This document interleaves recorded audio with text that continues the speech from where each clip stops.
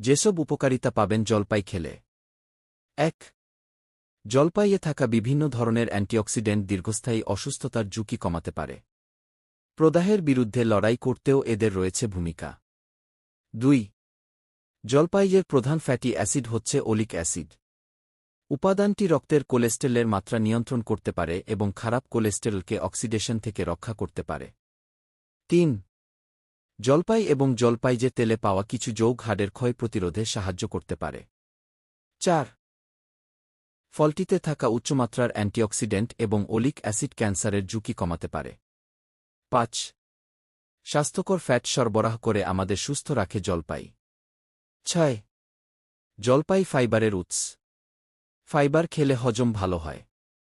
এছাড়া দীর্ঘক্ষণ পেট ভরিয়ে রাখার পাশাপাশি হৃদরোগের ঝুঁকিও কমাতে পারে ফাইবার। ৭. ভিটামিন ই একটি শক্তিশালী ভিটামিন।